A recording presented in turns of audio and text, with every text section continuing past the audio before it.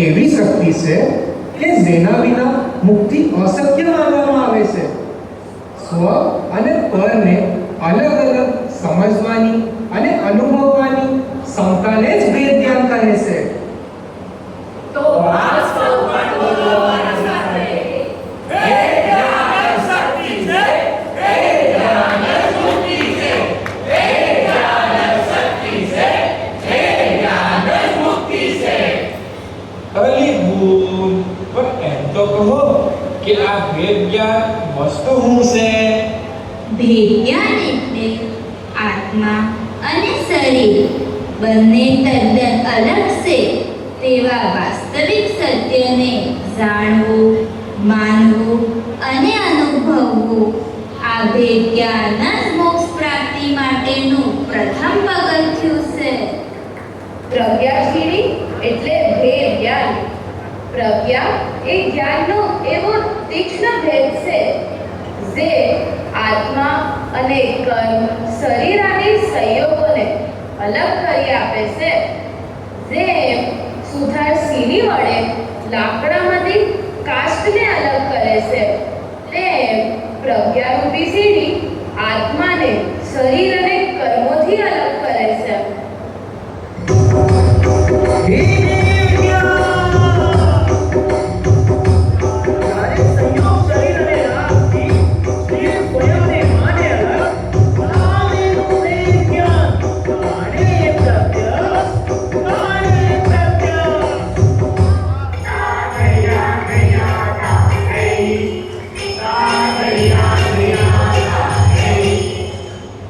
મને લાગે છે કે હવે આપ સૌને ભેદ જ્ઞાન શું છે એ તો ખબર પડી ગઈ હશે, પણ આ ભેદ જ્ઞાન કરવું કઈ રીતે એ આપણે સરળ ભાષામાં સમજીએ.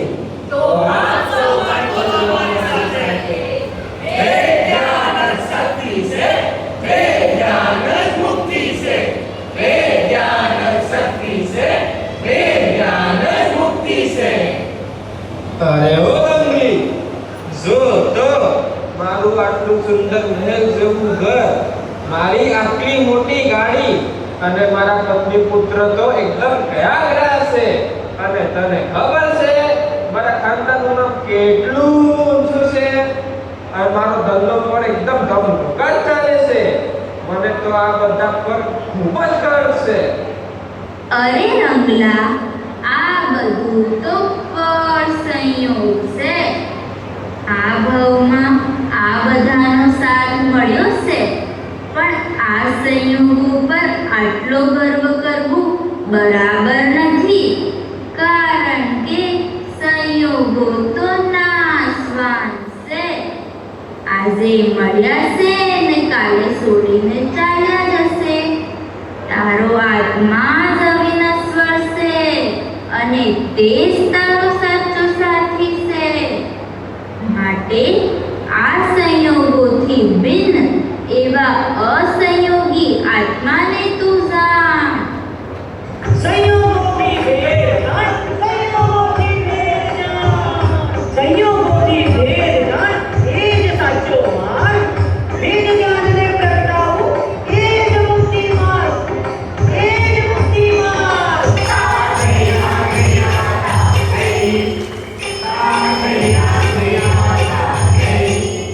તો આ સૌ પણ બોલો મારી સાથે.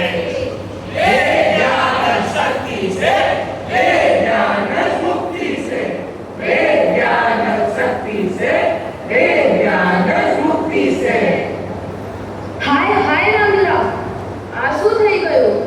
મારા મોઢામાં સફેદતા, મને આવો રોગ થઈ ગયો?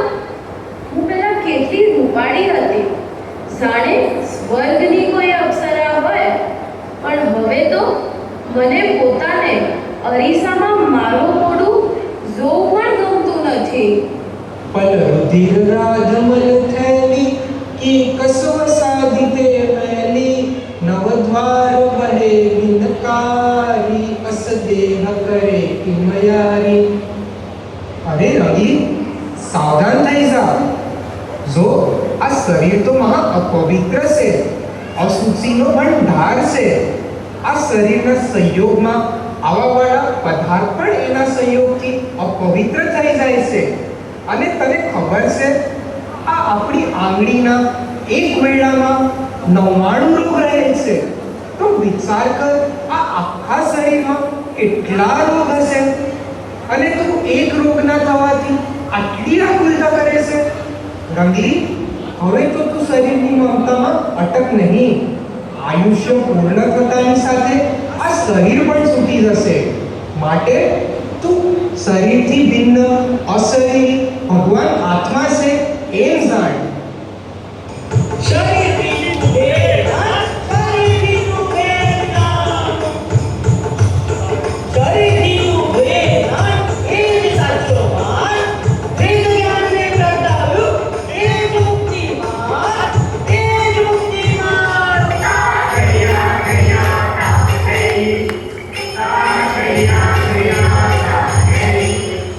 तो आप सब मजदूरों हमारी साथे हे ज्ञान शक्ति से हे ज्ञान ज मुक्ति से हे ज्ञान शक्ति से हे ज्ञान ज मुक्ति से અરે બહેન, તું કેમ આમ શોક કરે છે?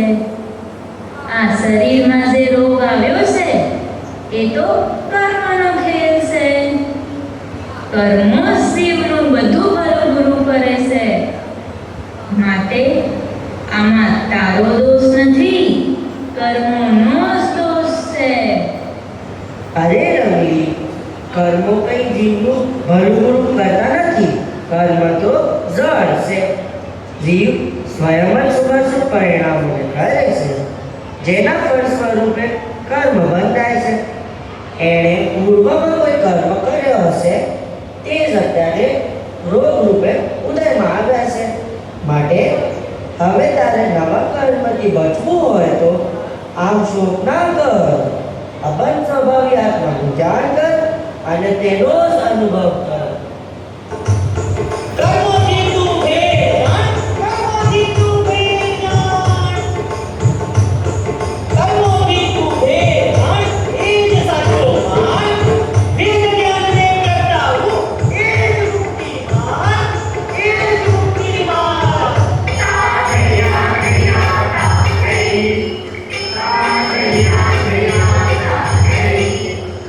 तो आप सब मजदूरों हमारी साथे हे ज्ञान शक्ति से हे ज्ञान ज मुक्ति से हे ज्ञान शक्ति से हे ज्ञान ज मुक्ति से સાચી વાત કીધી હો રંગલા. હવે તો આખો દી હું સારા સારા પરિણામ જ કરીશ. પૂજા, દાન, વ્રત, ઉપવાસ, તપ આદિ કરીશ એટલે સુખી થઈ જઈશ. એ રંગલી, જોજે હા, ખોટા પાટે ના ચડી જતી. આ બધા પરિણામ એ તો શુભ ભાવ છે, અને શુભ ભાવ પણ બંધનું જ કારણ છે. જેમ લોખંડની બેડી હોય કે સોનાની બેડી હોય, બંનેથી બંધન જ થાય છે. તેવી જ રીતે શુભ ભાવ હોય કે અશુભ ભાવ હોય, બંને બંધનના જ કારણ છે. માટે પુણ્ય પાપથી ભેદ જ્ઞાન કરીને એક જ્ઞાન સ્વભાવી અભેદ આત્માનું લક્ષ્ય કરવાથી જ અતિન્દ્રિય નિરાકુલ સુખની પ્રાપ્તિ થશે. પુણ્ય પાપથી વેદના, પુણ્ય પાપથી વેદના, પુણ્ય પાપથી વેદના, એ જ સાચો માર્ગ. વેદ જ્ઞાનને પ્રગટાવવું, એ જ મુક્તિ માર્ગ, એ જ મુક્તિ માર્ગ.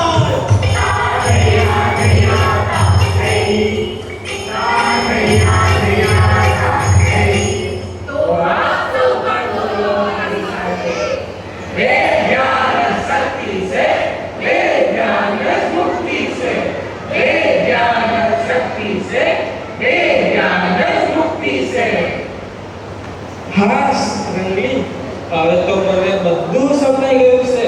બધા પર પદાર્થથી ભેદ જ્ઞાન કરીને એવા જ્ઞાનને પ્રાપ્ત કરી લો એટલે પૂર્ણ સુખી થઈશું. હવે તો બસ મને એક કેવલ જ્ઞાનની જ ઈચ્છા છે. અરે રંગલા, તને ખબર નથી? કેવળ જ્ઞાન પણ એક સમયની પર્યાય છે અને પર્યાયનો કોઈ દી આશ્રય ના કરાય. પર્યાય તો એક સમયની હોય, નાશવાન હોય.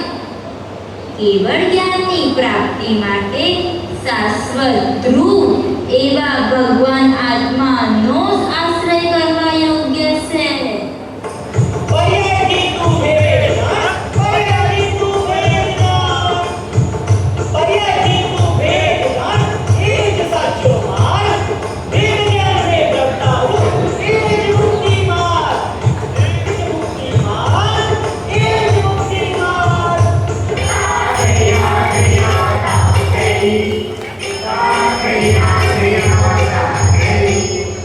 તો આપ સૌ પણ બોલો મારી સાથે. વેદ જ્ઞાન જ શક્તિ છે, વેદ જ્ઞાન જ મુક્તિ છે. વેદ જ્ઞાન જ શક્તિ છે, વેદ જ્ઞાન જ મુક્તિ છે. અરે રંગલી, સાંભળ તો ખરા. આપણે આખો દી વેદ જ્ઞાન કરતા રહીશું તો આટલા બધા ગ્રંથોનો સ્વાધ્યાય ક્યારે કરીશું? તે સાંભળ્યું નહીં?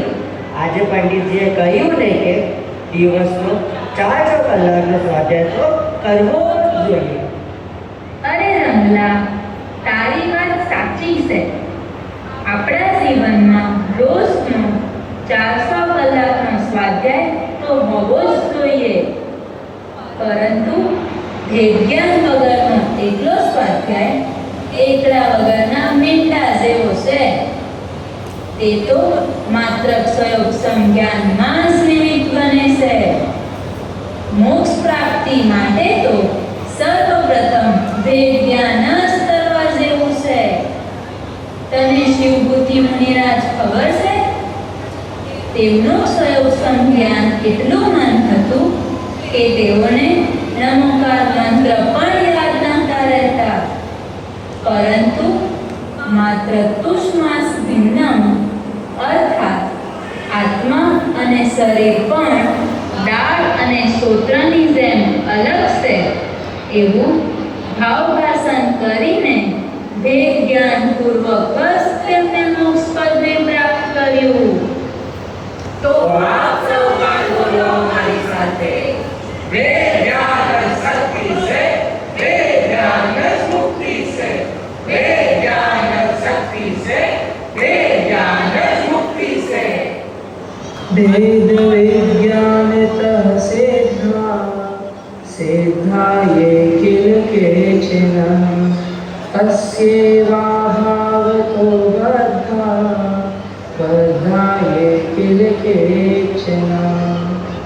જે કોઈ જીવ સિદ્ધ થયા છે તે સ્વપરના ભેદ વિજ્ઞાનના બળેથી જ સિદ્ધ થયા છે અને જે કોઈ જીવ બંધાયેલા છે તે ભેદ વિજ્ઞાનના અભાવથી બંધાયેલા છે. એટલે સિદ્ધ થવાની ઈચ્છા કરનાર ભવ્ય જીવોને અવશ્ય જ ભેદ જ્ઞાનની તરફ દ્રષ્ટિ કરવી જોઈએ. એટલે હે સખા, ચાલ તું મારી સાથે મોક્ષમાં. વાલથી શ્રી મુનિરાજ સંબોધે છે.